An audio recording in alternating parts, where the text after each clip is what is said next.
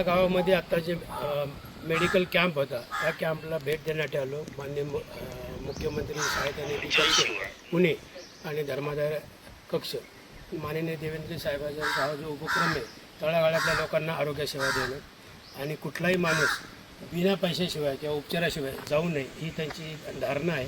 आणि ते आडल्या नाडलेल्या गोरगरीब तळागाळातल्या माणसांना मदत करण्यासाठी राज्यामध्ये 36 ठिकाणी जिल्हाधिकारी कार्यालयामध्ये असे कक्ष उघडलेले की नागरिकांना हेलपाटे मारायला लावू नये, डॉक्टरांमुळे कुठे आढळलं नको, अर्जंट त्यांना सेवा मिळावी. आता पोर्टल ऑनलाईन झाले त्यामुळं 8 तास ते 12 तासामध्ये पैसे जे काही निधीचे असेल किंवा डॉक्टरने चॅरिटी कमिशनरकडनं जे आपण मदत घेतो ती असेल ती आपल्याला देण्यात येते आणि खूप गरजू रुग्णांना याचा फायदा होत आहे. आज या कॅम्पला भेट देताना ज्या वेळेला मी या गावातील स्मशानभूमी बघण्यासाठी आलो त्यावेळेला एक वातावरण एकदम वेगळंच आहे की असा हे रोल मॉडेल असलं पाहिजे. राज्यामध्ये स्मशानभूमीमध्ये लोक येतात, मोठमोठी लोक येतात, गोरगरीब, शेवटी जायचं सगळ्यांना एकाच ठिकाणी, त्या ठिकाणी दुर्लक्ष असतं आणि या ठिकाणी आलं इतकं प्रसन्न वाटलं. आज माझं जवळजवळ 68 वय आहे.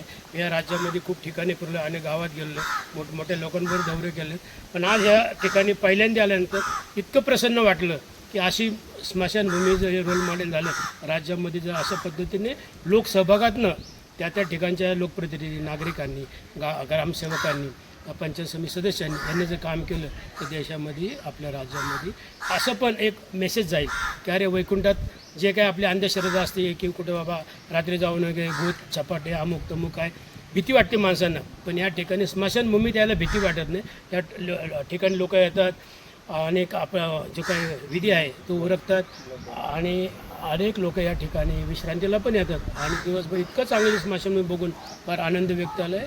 मी राजाभाऊ कदम, पुणे जिल्ह्याचा समन्वयक आहे, मुख्यमंत्री सहायता निधी कक्ष आहे. यांच्या वतीने ग्रामस्थांचे आणि मोठेसाहेब हे जे काही मंडळी आहेत यांनी तुम्ही जर लोकसेवाने काम केले त्याला शुभेच्छा आणि अशीच सेवा तुमच्याकडनं आपल्या गावातली घडो ही ईश्वरी चरणी प्रार्थना.